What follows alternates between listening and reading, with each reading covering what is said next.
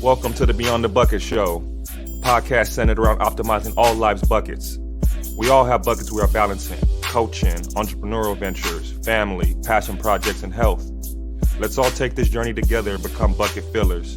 And here's your host, Chris McSwain.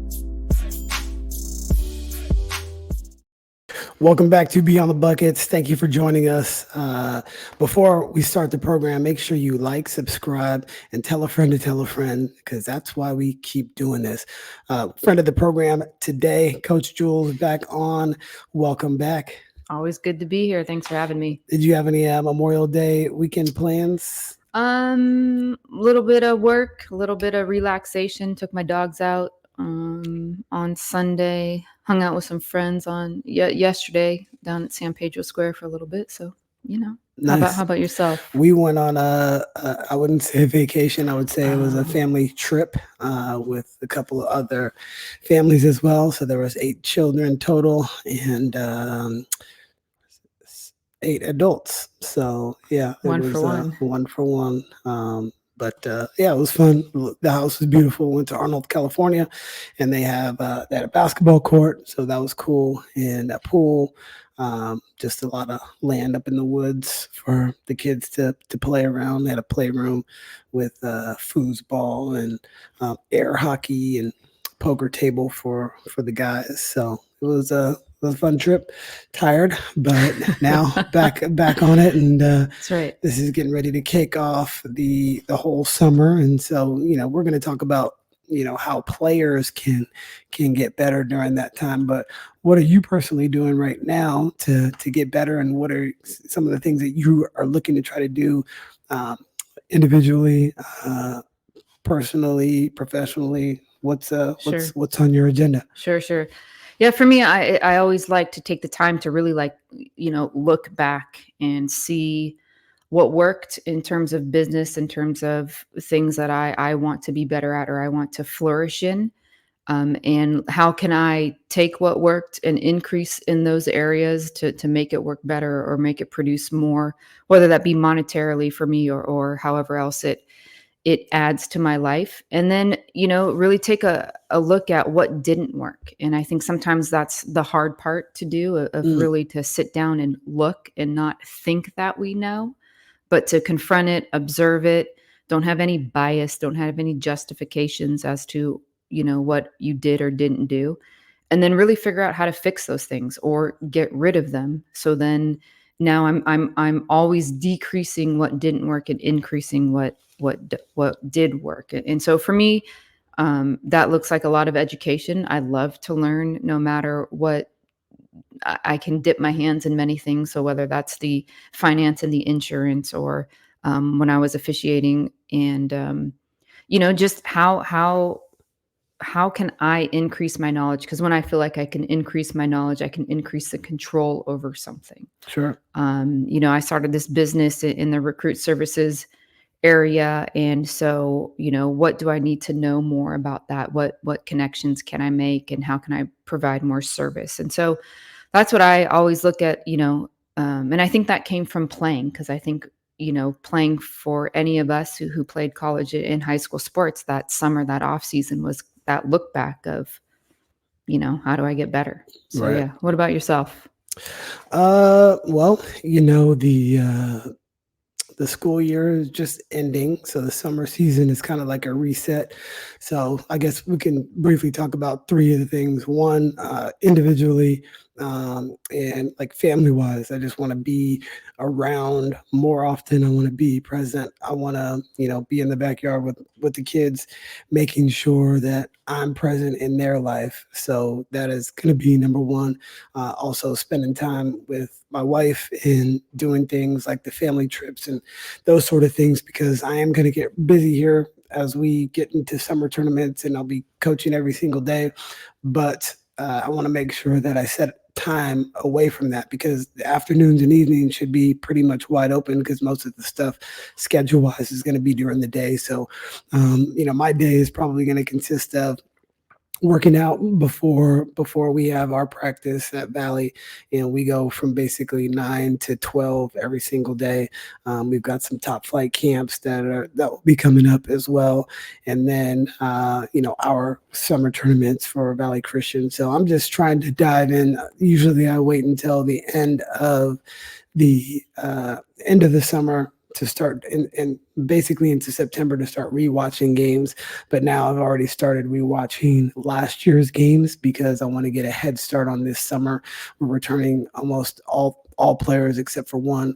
And even though that is the case, we're still a young team, but now we're not as inexperienced this year. So just trying to get a head start on that. I want to plan all 20 of our practices now. So this whole week, before we start on Monday, I'll hopefully have the whole week crafted.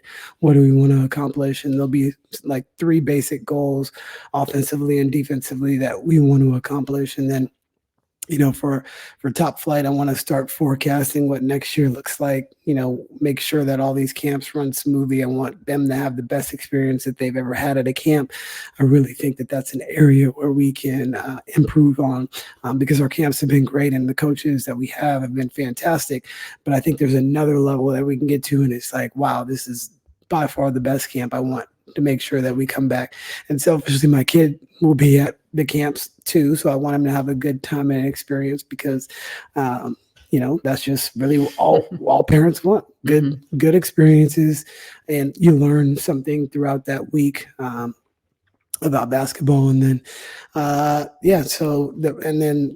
to educate myself on certain things. I'll be redoing my website. I'll be trying to put more content to add value, more of these podcasts. So this is going to be like one of the first ones where we just have a lot of guests already lined up. So now that I have a little bit more time to be able to dedicate to it, I'm just going to try to go hard in all those areas. So being a better father and husband, more present, making sure I'm locked in and dialed into the schedule for this summer to get our team a head start on next year.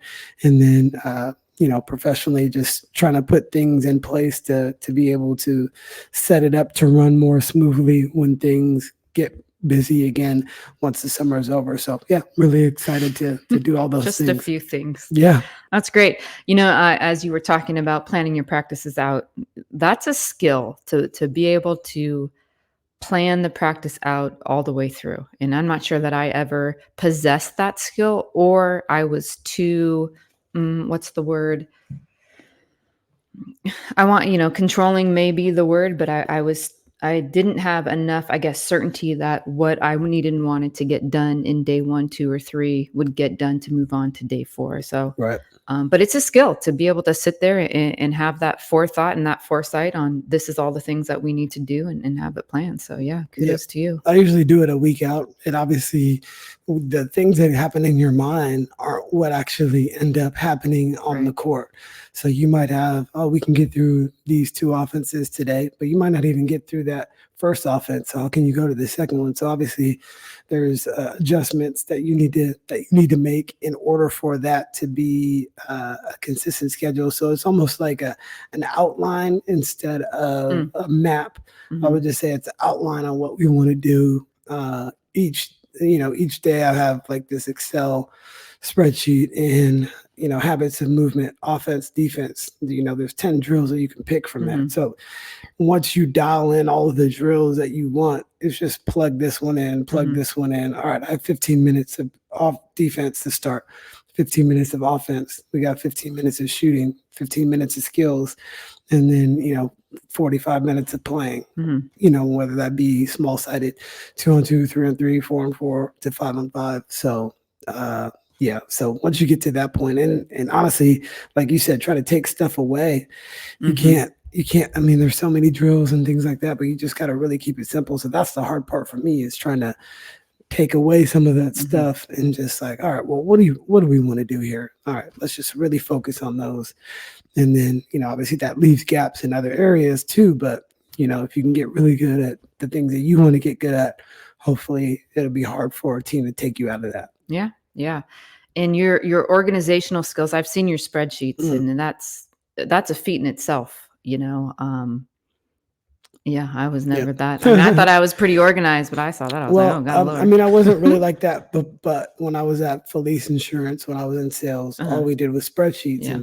and so when you had to put formulas in and stuff like that, you just kind of learn on the fly. I never took it in college or high school, but this is all of these people were doing every single day, and so I would sit in there with some of the top level brokers, and they would kind of map it out, and then it just became easy and second nature. So being able to do that. Has really made things a lot easier. Almost everything is on a spreadsheet for me, even a calendar of weekends. All right, where are we going? Flights booked, hotels booked, and I just put it in there, and yeah. So, and I Nice. can't read your practice spreadsheet either. But Yeah. when we first did it, Yeah. it was more complicated. But now I like the way that you did it too. Sure. Like you have all the things, and you just copy their color, Yeah. and then you put it in there, which makes it probably easier instead of scrolling across. But that was kind of how we did things back then, because you got this column of what you are paying. These are the three options that we're presenting, or it's your current, your renewal. Here are our options, Right. and here's the price breakdown for each one. We can save you 15% off of the current, Right. and 30% off the renewal. Right. And then you would map it out like that. So, yeah, spreadsheets, I love them. I know it. Yeah. That's good. I've learned too. I was like, at first I'm like, oh my God, I do not like this whole spreadsheet thing. But then I was like, okay, yeah. You can make it make sense for yourself, right? Yeah. In essence. And yeah, I like the color. I like looking at it in one shot. I go, okay, I know where everyone's at. But. Yep. And then, so I always did my practice plans on a Excel spreadsheet, or now Google Docs. But then I found out some other coaches do that too, like Alicia Komaki from Sierra Canyon. And then there's this guy named, I don't think it's Matt Hackenberg, but his name is Matt. I forget his last name. Sorry, Matt. Blame it on my mind, not my heart. But you can map out. So every single practice is in there. And then you can see it, how much you spent time on each one of those things. So you put all your drills in, each one of your drills. All right, shooting, is it live? Is it skeleton, nobody on you? And then it maps out how much you spent live for the whole year, how much you did defense, how much you did offense, how much both were combined. And it just kind of gives you a little pie chart of what you spent your time on. And then you can look back on it and see, oh, wow, we didn't spend any time shooting the ball or free throws or defense. And then you can kind of fill in some of those areas. So if I get back into it, I'd love to see that. Yeah, I can show you something later. About handwriting a practice plan for me. There's just something about that. That's kind of what I've always done. I would try to get it digitally, I guess, or electronically, one could say, and something about handwriting a practice plan. But and that's the good thing. It has to work for you. So it doesn't have to work for everybody else. As long as it works for you and your system, and everybody's system is going to be a little bit different, but it can still be very, very successful at the same time. Yeah. So, yeah. Interesting. So talk about what players need to do to in the summer to improve. And what that looks like for a player, and we'll kind of spitball off of that. Yeah, it's an interesting topic. I think I've obviously had, and you have too, a lot of experience, hands-on with this. One, as a player myself, and then, for 13, 14 years doing this and taking the summer times and really ensuring that the summertime actually developed kids and they actually got better. And so through that process for myself, it was easier for me to, again, eliminate what didn't work, always, continue to pour into the things that I saw work. And then from an outside looking in, it's easy to see where kids miss, right? And potentially where trainers miss and where coaches will miss. And simply just for the student athlete, they have an opportunity in the off season to exponentially get better, because I've seen it happen year in and year out. Yep. And those things miss. And I think, there's a few points that have to be there. One is that student athlete has to have a goal, right? They have to have an understanding of what skill set they need, and they have to have a goal and be driven to get to that skill set to get to that level, and I think this is the problem with training. And I don't think trainers are a problem. That's not what I'm saying. But I do think that this is the problem with just showing up for trainings. Like especially when a kid is getting into high school or in high school, and at this point, they're very serious about playing at the next level, or they simply want to improve. If that kid, or if I was that kid and I just showed up to like to group workouts, and we're working on this skill and we're working on that skill, and maybe that's not the skill that I need for my game. And I never really have a chance to be expert in that skill, right? I miss on these opportunities to hone in on 3 or 4 skills during the summer that I know is going to take me to the next level, right? And so I think and I've had players, both at the junior college level and AAU level, where it's like, well, I'm training with this person. The next week I'm training with this person. The next week I'm training with this person. It's like, okay, hold on. Like, have you sat back and take a look at your film and have a real understanding of what skill sets you need, and put that down, in writing, and then have a plan to get there? Now, there's everything right about going to a trainer and going, hey, what are your workouts going to be like tomorrow? Or when you're working on this skill set, let me know. Because I think any opportunity to get better in that setting, in that environment is extremely productive. But this kind of, showing up and you have all these different skills, and it's like, because I've worked with those kids, for the past. So, so having that goal, having the skill set, and then having the discipline. So once you have the goal, right, you have to have that plan in place, right? And then you have to have the discipline. And I think, again, this is where kids miss, to be able to, Kobe talked about this a lot, right? The basics are boring. Boring is in the basics. But yet he was one of, arguably in some people's mind, the greatest player that played in the NBA, and he was expert at the basics, and it never got to a point where he did not work on these things, right? And that's discipline, right? And he had unbelievable amounts of discipline, and all these great players do. But having the discipline to day in and day out work on these skills and not overlook them, and work on them and build them up gradiently, and then putting yourself in an environment where you can, like, it's great to go 1-on-0, it's great to go 2-on-0 and things of that nature. But can I put myself in an environment where now the skill that I just worked on, I'm now challenged in a defensive setting, and it's just reiterated and repurposed, and it's over and over and over and over. And in 90 minutes, I am exponentially better at that skill than I was before I walked into the gym, and there was one thing a friend of mine said to me. He actually, before training was a thing, was like the trainer that I saw between my junior and senior year of college. His name was Dedrick Brooks. And he was like, look, when you step in between these lines, it's business. Don't walk in here. Don't joke around. Don't do these things of that nature. When you step in between these lines, it's business. And so I took that mindset. And I think when players can take that mindset, there's fun in competence, there's enjoyment in getting better, right? And the enjoyment in putting that into game situations. And so I think that's what, a summer needs to look like. I think there's everything right about an AAU program. I mean, I work for you for one, and I ran one in Sacramento. And so I obviously think there's a lot of positives, but at the same time, within those practices and within what you're doing with the AAU scene, those skill sets that you need to work on, whatever your weaknesses and your strengths are, has to be worked on, right? And so I think that's where, players will miss and things of that nature.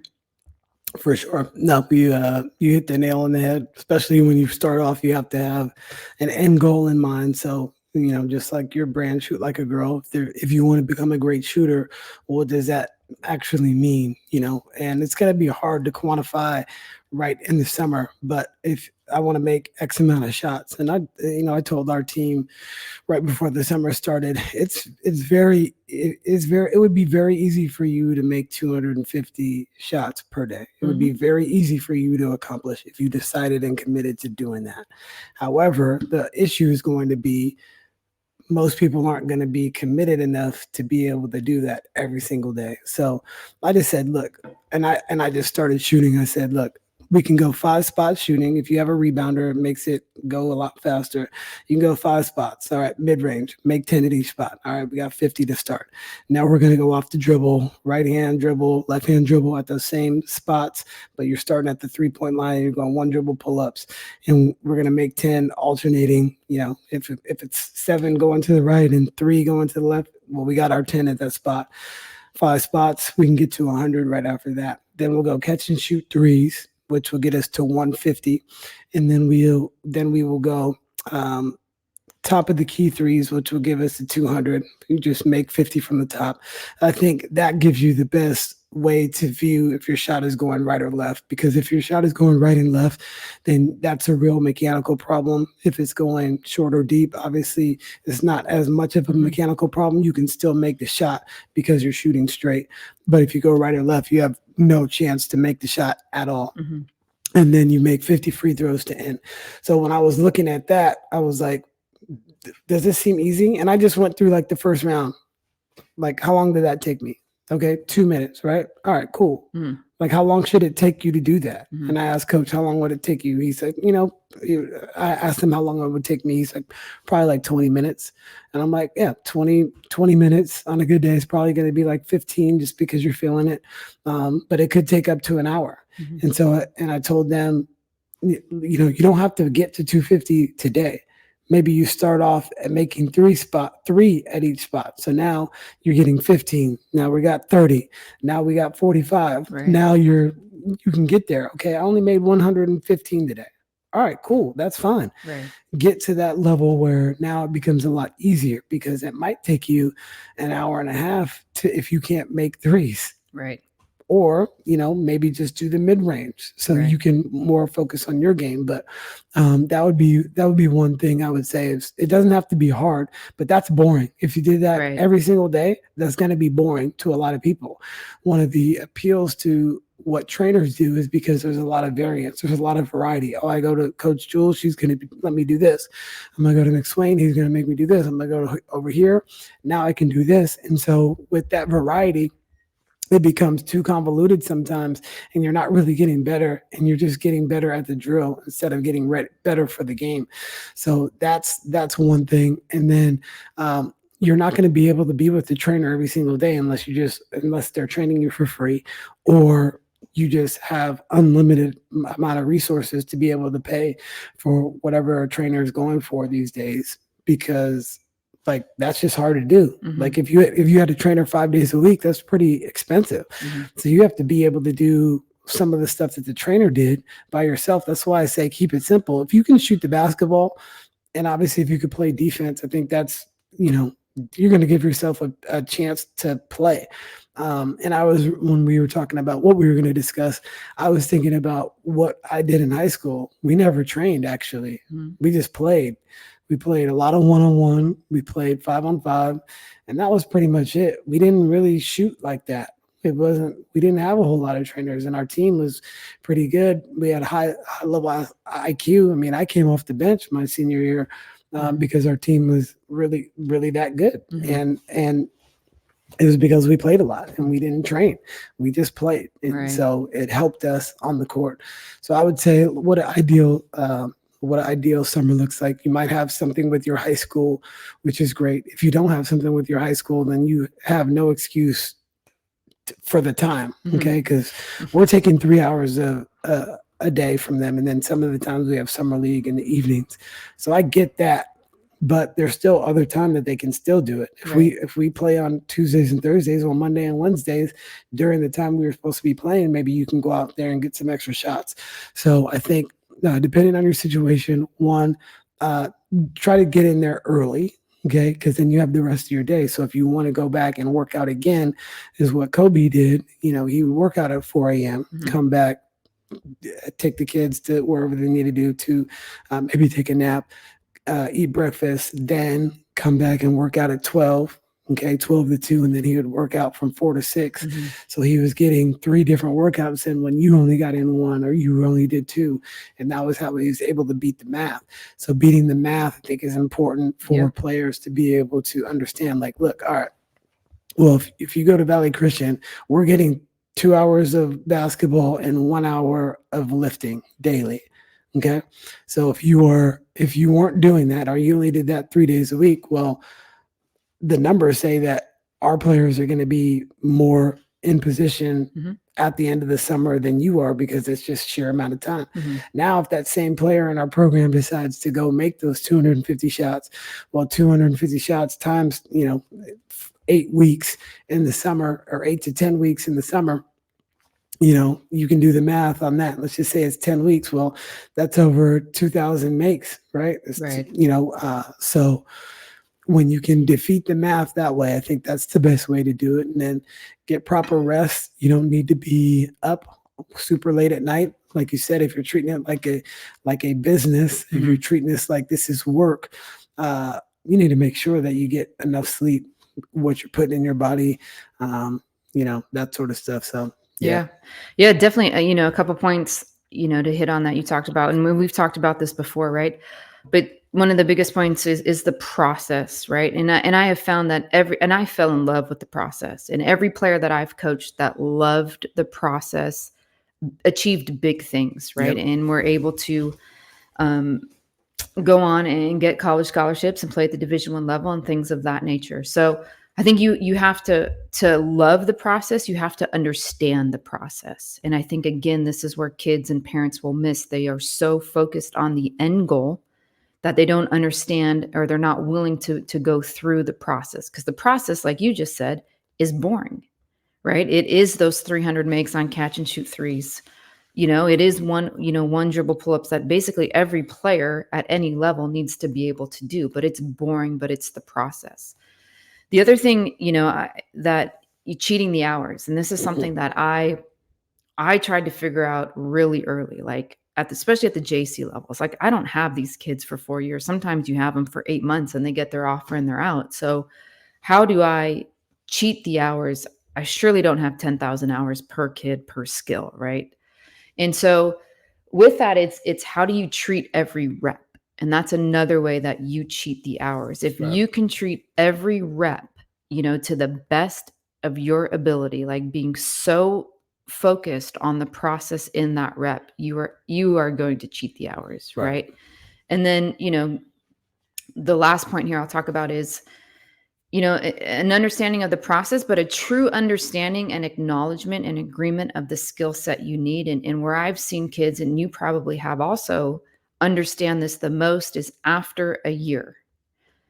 For me, it was after their freshman year. A lot of them maybe didn't get the playing time, maybe didn't quite understand the level, maybe thought that just because it was a junior college level, they were going to walk through it. And they kind of get that rude awakening, but they're so driven and they have a purpose and a goal that they can then, that spring and that summer, I've seen kids get so much better that I was shocked. I'm like, oh my goodness, right? But they understand the process. They fell in love with it. They understand how to cheat the hours, and they have a true understanding of what skill set they need. And I think, again, going back to that training aspect, if I just go, hey, Chris, make me better. Hey, Chris, just make me better. I don't give myself an opportunity to have an understanding. Right. And I think, so, yeah, I mean, I think, that those are quality statements about what your summer needs to look like. Yeah. And, when you talk about the process, I think about certain things that I've done in my life. What was the process like?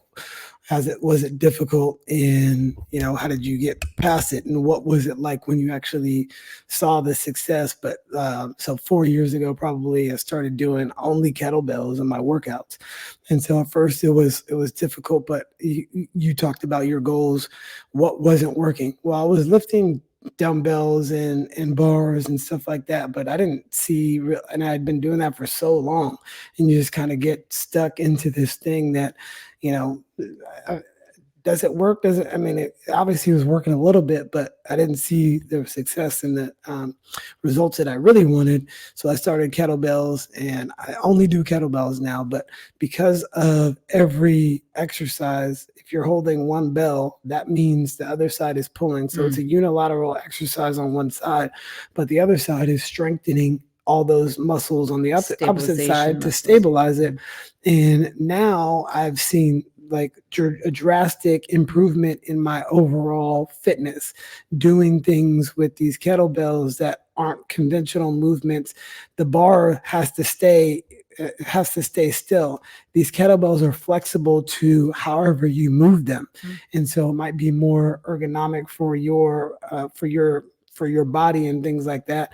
And you actually have to compensate on the other side for it as well. So now 4 years later, I look back at, my before pictures and after, and I was like, wow, and people think that happened very quickly. Or you always, one of my friends said, you always kind of look like that. I was like, no, not like this. Even in college, when I was in the best shape of my life, I feel like I'm in better shape now because I just switched up. I had a plan and a goal. I followed those workouts to a T. I didn't skip any of the reps. And now, especially like it's called time under tension. That's how you really start to see those like why you slow squat, because you're feeling it in every single one of those things. Why do you explode up? Because now you want that explosive power at the end of the lift. And that's what kids need to understand too. And it may not even happen this summer for them. Right. It may happen the following summer. Right. And it may happen the following summer. Right. But those small incremental gains, nobody's really going to notice until it's like, oh, wow, this person is a player now, because they put in so much effort. We did the 10,000 shot club. And there was an incoming freshman several years ago. She happens to be like the best shooter that we've ever had. And she said, I want the workout. And I handed it to everybody, sophomores, juniors, seniors, anybody in the team. She's the only one that did it. And so there was no reason. Like she has the most, we had the most threes in WCAL history, 16 in a game for Sacred Heart Cathedral, and she was a part of that because she was a really good shooter. And then we had one other good shooter. I think they both hit 8 in that game. So it goes to show you what happens. And she didn't accomplish that until like her junior year. But it took a long time, and she was 1,000-point scorer. And you wouldn't look at her and be like, oh, she's a hooper. No, she put in a lot of work to make sure that she was definitely the best shooter in the league at that time. And so shout out to Fallon, if you're out there. She just graduated from Pepperdine. She was showing me her intramural clips because she decided not to play after, but she was like, Coach, I still got it. She sent me her intramural clips. She got MVP of the she was a smooth shooter. She played for me a year at Top Flight. Oh, that's right. Yeah. Yep. Definitely, I can see that. Yeah. I have to ask you a question about your workout, because we're very close in age. You've obviously continued to work out much more than I have, and that's proven.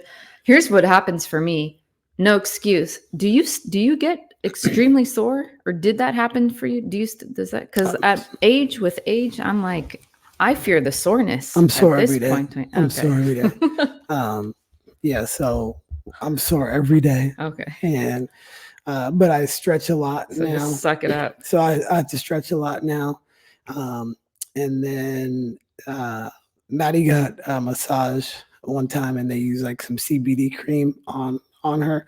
So we got some, and we started putting it on our backs at night, and it seems to work. So that's been good. But yeah, we're sore every day, and you got that ice bath. I haven't used it, but I do take cold showers every day. Yeah. And sauna every day. Okay.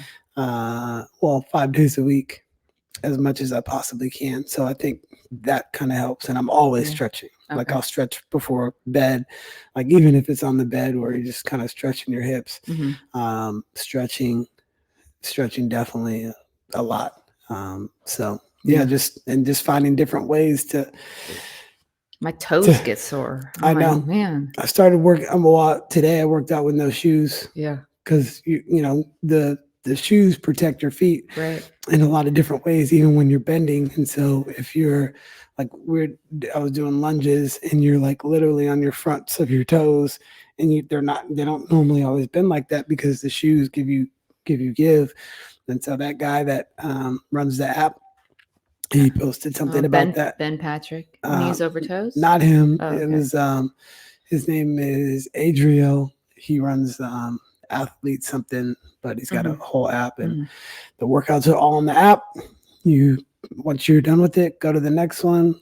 It's got it's pretty good. Nice. But he does a lot of knees over toes stuff. So he'll do basically the ATG split squat with one kettlebell, or put it in different ways. So, all right, I got the kettlebell here. I'm doing the split squat, and I'm using my core with it. Or now I have it up here. Now I have it on the other side. Right. Or then you have two. So a lot of the same exercises, just different ways to do it. And it's been working. Nice. It shows. Anything else on the summer and getting better for players? Yeah, I think, one of the things, and I have a little bit of a funny story, but, that players can really is film. Film just tells a story that nothing else is going to tell, so if you're a player, you want to watch past game film. You want to confront what you need to do better, where you're missing. And, to some extent, you want to film some of your workouts, right? You want to be able to see what you look like. I had two players. One, this kid struggled her first year. Was coming off a little bit of a knee injury, and just didn't play a lot. We were really good, and didn't really get in shape. And one of the questions I asked her was like, "Are you watching film?" Because I think at that point we were filming all of our practices, and she's like, "Yeah," and I'm like, "Well, what film?" And she's like, "The NBA." I'm like, "Okay, like, understood. Great, super different game, but I need you to watch how you're performing and where you're lacking," right? So an understanding of watching the NBA and watching yourself play are vastly, vastly different, and you're going to get a lot more out of watching yourself play. Right. This other kid that, this is just the power of film is, she was really skilled. She came in as a freshman. She got an offer after her first year and went, and just unbelievably skilled. Didn't look the part. Unbelievably offensively skilled, but had no perception of what she was doing on defense, or lack of doing on defense, and how it affected the team, right? And we had conversation after conversation after conversation and then film after film after film until it finally clicked, and she actually broke down because she finally saw the negative consequences of her inactions on defense. And then she was a different player, right? And so again, it just tells a story that nothing else can tell. It gives you the truth, right? And so I think summertime is a great time for student athletes at the high school and college level. You need to watch film of yourself, right? And see where your coach wants you to get better, because they are the ones, not your trainer or whoever else, who are going to give you minutes, right? And I think that's sometimes where kids can miss. So that would be my last 2 cents. And for, when you look back on your career as a player, you can be very honest as you remove yourself and you look past it, or if it's a past relationship or a friendship that, you weren't in the right, but at that moment you thought you were, or you didn't care. That's what you have to look like as a player. In the moment when I was in high school and two of my good friends from middle school transfer over, you're like, oh, great. And then one of them or both of them end up starting and you no longer are starting. It looks like, oh, dang. Well, I have to look back. And at the end of the day, like, they put the best team out there in that moment. So I clearly didn't do enough in that moment, because the coaches don't care who is in the game. We just want to win the game. Right. And that's what players need to understand too, is you're going to be out there based on your skill level and what you provide to the team. And if you're not one of those players that is going to contribute in a high way, well, you have to do what those players are that are contributing in a high way to your team to be able to take their spot.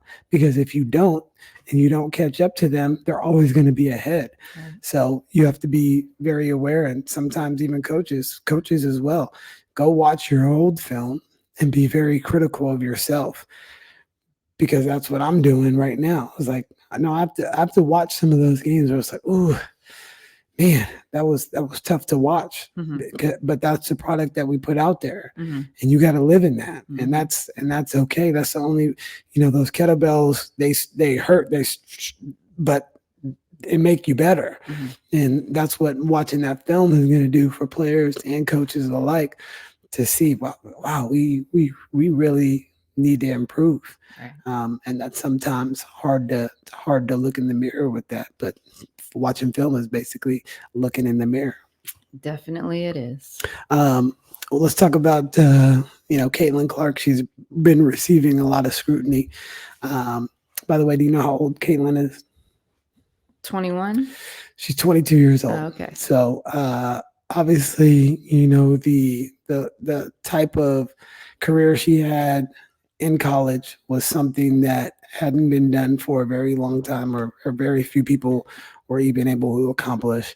Her ability to shoot the basketball the way she did, the way the number of points she scored, the assists, the back-to-back Final Four appearances, all of that has put her in the spotlight. And we now live in a society where we can judge anybody, and anybody that may seek notoriety. There's going to be two different sides. It's going to be like, oh, this person's great, they're doing so much for the game. And then there's the other side where she's not competing at a high level. She was overrated because of this and that. And the bottom line is, two things can be true. And I don't believe the scrutiny that she has garnered is fair. But for somebody in her position, I think just in 2024, that's just kind of what happens. I'm really hoping that she has a great support system around her to be able to help with all the stress that comes her way. Because if she turns on the TV or turns on her social media, there's going to be a barrage of negative things. There'll be a barrage of positive things too, but most of the time we only look at the negative ones that are being said. And usually the negative ones are the ones that are getting the attention on the television, the sports shows, the social media, of course. So yeah, what are your thoughts with Caitlin Clark? And then I did some research for you, so I'm gonna hit you with some facts. Oh, okay, I got my little research too. My handwritten notes. There you go. The first thing that I think when she broke the record, I'm just going to backtrack a little bit. When she broke the record, I think I was watching it on my phone. I think I was getting ready to work a game, right? And something hit me, and I just went, do you know what I would give to be in that moment? Like, as a player, that's kind of what you strove for. If you had high goals and high aspirations and you worked really hard, you just wanted to be the best. Like, what I would give to be playing in a game to break the scoring record in front of 30,000 people. I mean, the adrenaline, the sense of accomplishment, the competence, right? So that was the first kind of thing where I started kind of viewing this a little differently, or kind of a wide perspective. And then I thought to myself, do you know how many right decisions she's had to make through her playing career, from a younger adult through high school and into college? Like, the trainers she picked to work out with, the high school that allowed her to play the way she did, the AAU program, right? I think she was on the EYBL circuit. And then she had to pick the right coach to let her play the way that she wanted to play, with all that freedom. Because some of those higher Power 5 programs, she probably wasn't getting that long of a leash to do the things she did. But she made, from my perspective, just so many of those right decisions for her goals and her dreams. And I give a lot of credit to her and her family to because they probably were decisions that weren't just on a whim, right? They probably were calculated in a good way and sought after. So those are kind of the perspectives that I kind of was looking at. But yeah, she is taking a lot of scrutiny. I think one thing to look at is Sabrina Ionescu went through a very similar thing in her first year. And at any point in time when you move up a level, the game is faster. The players are bigger, so you have less time and space. And I think those are the two biggest things from one level to the next that always affect a player is you have less time and you have less space, right? They got their first win. She's shooting, I believe, 31% from the 3-point line right now. I think we forget that she only shot 37% from the free 3-point line in college. So there's not that big of a discrepancy, but I think the scrutiny was to be expected, like you said, in the age that we live in. I think she is young and she's going to go through growing pains like anybody does when they jump that level. But I think she's going to have a bright future and a hell of a career in the WNBA. I think she just works too hard. I do think there are some points to her game, which we can get into later, that she needs to change. But overall, yeah, I mean, I think Sabrina Ionescu is like a very similar example of she was so sped up in her first year when you would watch her play, you're like, oh my gosh, like she looks like chaos out there. And Caitlin's getting into the same thing. So yep. And most people don't mention this. Well, two things. One, she just finished her season. Right. And she's been used to playing 35 to 40 games the last 4 years. And that's if you go all the way as far as they have gone the last 4 years. You get 40 games. Now she goes right into the next season. She has to learn a new system. The secondary part of that is their team has now been picking first the last 2 years. So that means they're not very good. Mm-hmm. And they weren't very good defensively last year. You only have a few weeks before the season to even start. And so you can even look at Anthony Edwards right now is like, the first couple rounds of the playoffs, he was delivering. But he's only 22 as well. And so his body is now, he looks tired out there. Mm-hmm. And that's a big factor. So she's probably a little bit tired and fatigued. All of the award ceremonies that she had to endure, go through, all the stuff that she has to endure when it comes to just the pressure of who she is, the endorsement deals that she now endorses, and she's a product in her own self. It's just got to be very, very difficult. And we think that everybody's supposed to have it right now. Well, there's not many. Magic Johnson did win in his first year, but right after that, they were calling him Tragic Johnson. Mm-hmm. Because he didn't win the following year, and he really struggled. Mm-hmm. There's going to be growing pains, and Magic had some really great teammates around him to help out. And now I'm going to hit you with a few stats, but she's only 22 years old. Mm-hmm. There was a lot, and I want to make sure that I get this right. We don't have a fact checker yet here in the podcast, but I just realized you shaved your beard. I did, yeah. It's kept the mustache here, but. So some of the youngest high-level players to win NBA championships. Candace Parker won her first when she was 25 years old. Okay. She was 25 as a rookie? Well, no. She won her first at 25. She won her first championship at age 25. Got it. Breanna Stewart won her first at 24. So that would mean Caitlin in 2 years would be potentially winning NBA or WNBA championship. But Stewie also had a very good point guard, Sue Bird, to be able, and was already a champion, knew how to win and kind of help her with that. Mm-hmm. Caitlin's in a different situation where she's the one.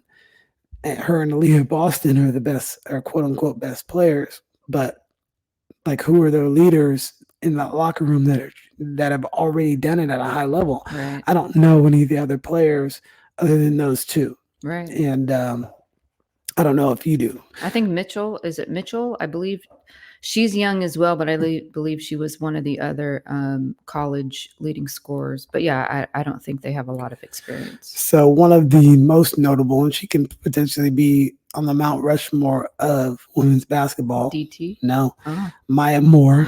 She yes. won her first at age 23 with Minnesota, and then. But they also had the post player when she came in, I believe. Sylvia Fowles, right? Yep. So they had big time leadership, big time player. Yep. Tamika Catchings, she won her first at age 32. Cheryl Swoops won her first at age 26. Diana Taurasi was 26 when she won her first championship. And Asia Wilson, who is probably, she's MVP of the league last few years. She was 26 when she won her first title. So based on this, she's got a good 4 years in to be considered still up with the upper echelon players. Right. And, she has a lot of things that she has to work on, obviously, but, we have to probably give her some grace in the fact that nobody came in right away and was winning championships. Jordan, LeBron, multiple years. It was well past their 5th year. Steph, years. Michael Jordan and those guys. I think Michael Jordan was 8 years. I think LeBron was 9 years before he got his first title. Yeah, so, good, valid points. You just got to give people grace, and it's not like this is the worst that she's going to be. Right. If she continues to develop, and like you said, which was a great point, every step she took ended up working. Right. And it wasn't easy by chance. It took a lot of sacrifice, I'm sure. I would be very curious to know what that process looked like from a young age, because you don't get to that level by just.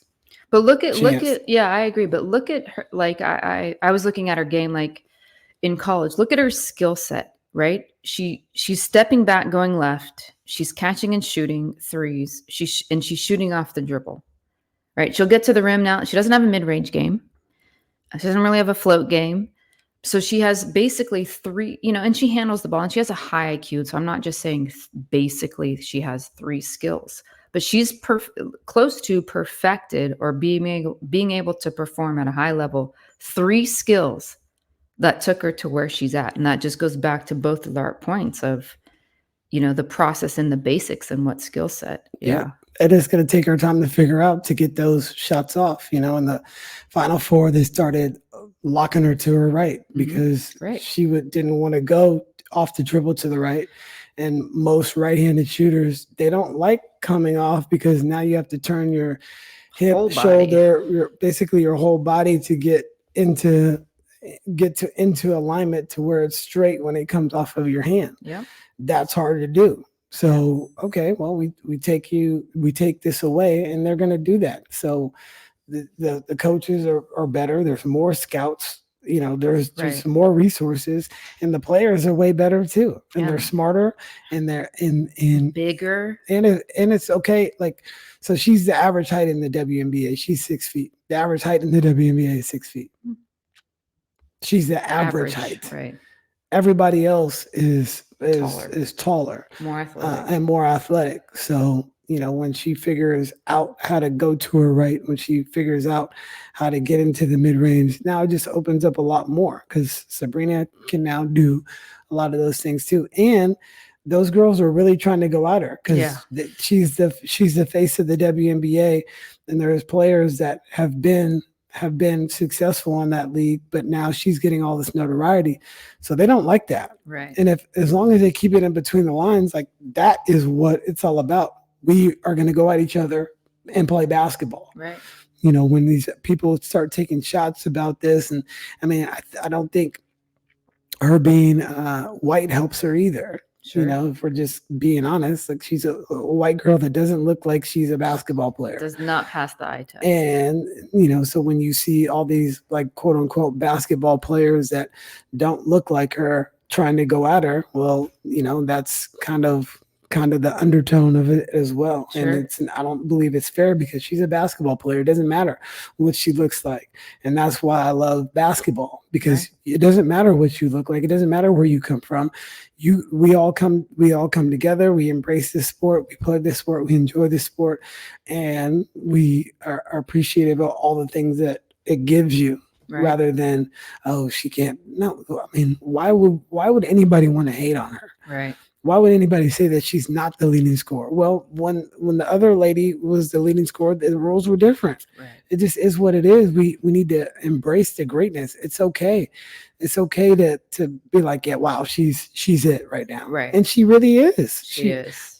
There's more people watching the WNBA than ever before. And I think what gets lost a little bit, especially at this level, and it is what it is it's entertainment now, right? And she's an entertaining player. Yep. You know, those logo threes are entertaining. Those late game, you know, she's stepping across, you know, pulling a Steph Curry. That's entertainment. That's excitement. And, you know, and I think you make a really valid point when I went up against the best player at any level, I'm showing up and I'm showing out. And it's nothing personal. I just want to be the best, right? And so I think that's what's happening. And, you know, controversy is always going to sell audiences. It's always going to attract attention. And so anytime the media or social media can do that, you know. So, yeah, you know, I think extremely valid points. I think there are some skills, you know, that she, you know, we just talked about, but I think she needs, obviously outside looking in, an understanding of being able to play off the ball a lot better, right? Okay. Having an understanding now that you are in the WNBA and your teammates can play, even though, you know, they may have only won one game, and allowing those players to make plays. I think too often in games, she's taking space, she's ball hunting, and it just is adding to their inability to execute. And so I think that comes with time, and that comes with coaching and understanding that she's it, but she's got teammates who are close behind her. Right. Well, it's just like like we were talking about, I like spreadsheets. I've been doing spreadsheets for 10 straight years. Mhm. Then we ask you to do a spreadsheet. It's like, well, no, I can just write this down. Right. You'll learn as you go along, and people that will stretch you will help you get to a different level. And then now you showed me a different way to look at a spreadsheet. It's like, oh, okay, I never really even thought about it like that. And that's how you grow and you get better, when you surround yourself with people that are going to push you to that next level. And she's uncomfortable without the ball in her hand. Yeah, very. So what does that look like? She's had to have the ball, I'm sure, probably 4 years in high school and 4 years in college. That's 8 years of having the ball in your hand. And now Coach Julz is telling me to get off the ball. I don't even know what that looks like. I'm only creating my own shot because that's the only way I've been able to do it. I've been playing with subpar athletes this whole time. And now I have to be able to trust these other players, which are capable, but I've literally never seen that. Right. When I've had the ball. I've had to make plays. I give it to them where they can make the play, where they can be successful, not the other way around. And then she has to learn how to play with a big time post like Aaliyah Boston, which she was the National Player of the Year, and she struggled in her first year as well. But she doesn't get the same type of scrutiny just because I don't think she was the same level player. And and just think like in the men's, who are the top 5 white American born players in the men's NBA? Sheesh. American born. No, not. Stuff's not white. What am I thinking? He's just a little light skinned. Top 5 right now, American born white players in the NBA. It's hard. Believe me, me and my friend. Did you research it? We did. We talked about it. McDermott. So my buddy, Colin, and I went to Carlsbad for spring break. But McDermott can't even get off the bench in Indiana. Yeah, he did last game. Tyler Hero. Tyler. Tyler Hero is one of them. Like, it's hard to come up with a real good 5, and most of the players the best players are all European. The last 5 MVPs are all not from the United States. And so that might be our next podcast. I don't know if we'll be able to get to that topic, but just the European system, because I researched it because I wanted to see like how long do I keep this basket low for my son, because I want him to shoot baskets. But here we start AAU in second grade, and these kids are heaving it up there. It's just like I just don't, I'm trying to set it up to where he's going to be skilled, and he doesn't have to worry about just athleticism and size and genetics. Hopefully he gets tall, but I don't know. Yeah. Who knows how tall he's going to be? Yeah. You just don't know. I mean, Michael Jordan's his dad was 5'7", Right. and his brothers are 5'7", and he's 6'6". How does that work? I don't know. So sometimes it skips a generation. Right. Sometimes it's the boys end up on the mom's genes. Is your wife's siblings? Maddie's 5'2". I know how tall Maddie is, but she have siblings? No, she's the only child. So that's so interesting. Yeah, but in regard, I forgot the point I was making, but keeping the basket low or high. Yeah. Well, I think that'll be another podcast. But I was trying to think about the Caitlin thing. Anyway. Brandon Pajensky, is he American born? I don't know. I'm trying to think now. You got me on this one. Yeah, I think about it all day. Yeah, I don't know. But yeah, we had Tyler Hero. We had forget McDermott wasn't on there, but it's even hard to do it all time either. Oh, Chris Mullen, there's one. Well, yeah, all time. Yep, Bird, of course. But even all time, it's hard to. Bill Walton, who just passed. Yeah.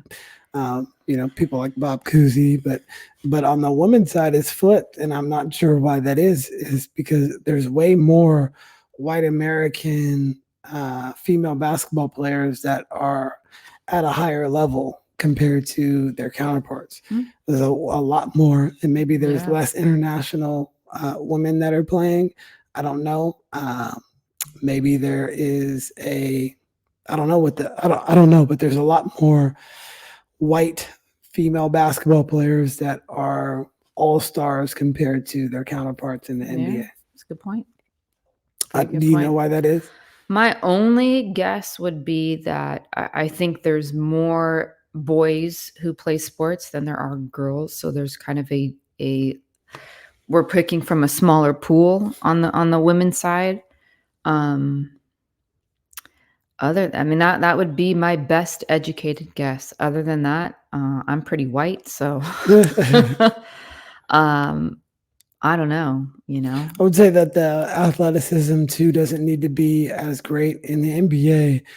Most of them are elite athletes, or they're at least looking to try to find the most elite athleticism along with size. And in the women's game, you don't have to worry about athleticism as much if you can create high level skill. Valid point. Now Steph has very high level skill. Jaylen Brown, like Jalen Brunson, all of the smaller guards, 6'3" and under, Steph, Kyrie, Jaylen Brown, Jamal Murray. I think Jamal is 6'4" though. Okay. But but he's still, the average NBA height is 6'7". Damian Lillard. Those guys are all very, very skilled. Each one of them do a different skill. Like Jalen Brunson uses body control, fakes, getting into the mid-range to be able to lean back, get his shot off, different shot angles to be able to be successful. But those are Chris Paul. Those people are very few and far between, but their skill level is so high. The issue is when you get the high level skill along with the size, and you can look at now Luka, it looks like it's hard to get a shot, but it's very easy. Like he just gets you here, puts his shoulder on you, drops back, and now he does what Brunson does, but slower and easier, and like he's limping out there, but he can get to a spot, and I just seen they're trying to press him, and he's so casual. It looks like they're moving so fast, and he just puts it between the legs, puts his shoulder, step back into the three or to the mid range, or then you pull over one step. I'm throwing a lob. it's just pretty impressive. So I when you agree. get the size and the skill, just like Jokic too, he's so skilled, but now he has so much size, Mhm. you can't defend him. Mhm. It's just there's not much you can do. That's why you almost always take a taller player than a shorter player. Like most of the time, people are going to choose uh, LeBron, KD over somebody like Steph. Maybe not us just because we're Steph fans and we Mhm. know what he does Mhm. but when you put those or Giannis or Embiid or all these players like, oh, your mind just tricks you into going through the athleticism and the size. Yeah. No, I agree. I mean, it makes a lot of sense on the women's side. I would agree that that's a very valid point. It's not athleticism is not such an impact like it is on the men's side. So, question, just because I thought of it as you rattled off Steph's name, to me, arguably the most skilled player to ever play the game. I'm not saying he's the best or, I don't really, I stick with Mike, but I don't know. But to me, he is the most skilled player to ever play the game. What he does is it's unbelievable. Yeah, it's remarkable to be at his size, to be able to shoot off the dribble, to be able to shoot off the catch, to be able to shoot in mid range off of 1 foot, 2 feet, floaters, runners, and then his ability to finish through contact among people, among the big players in the league. So you're talking about a true 4-level scorer because his pickup point has to be at half court. He can obviously make a three off the dribble. He can obviously make it off the catch. The gravity in which the defense shifts to him every Right. time he catches the ball has really gotten other people a lot of money. Right. Jordan Poole got $100 million contract Clay because Thompson. Klay Thompson, Draymond's playmaking is now unlocked because of what Steph is able to do. So I wouldn't disagree with you in that fact. When you're talking about somebody that can score in every single way and also play make, it's hard to say he's not, Yeah. at least in the conversation. I think Magic was a similar type of Yeah. skilled playmaker. Yeah. I think the Joker is making a name for himself. I think Luka, if he continues, he's only 24. Yeah. If he does what he's already made that All NBA 5 straight times. Yeah. He can play. I mean, he can play. Very slow, very calculated, but he knows what he wants and he gets to it and Keeps it simple. Yeah. So yeah. But I would agree with you. And I love watching Steph and I love his game. And he probably doesn't get as much credit as he does deserve for doing all the things that he's done. He's transcended the game in a way. There's only been a few players that have transcended the game. Yeah. And it was, Larry Bird, Magic Johnson, Michael Jordan, and LeBron has done it in a different way. But I think just because of his longevity and stuff like that. But I think Steph has been just the vanguard when it comes to the game of basketball. So I agree. Yeah. You think Bronny's going number one? No. I feel bad for a kid like that too, but just where we're at in the society. Everybody cares about what everybody else is doing. Like this kid just got done playing his freshman year. He should be coming off of cardiac arrest. Yeah, he should be celebrated. And hey, if him and his dad can play together, why not? Right. And if his dad is trying to help him out, well, isn't that what you're supposed to do as a parent?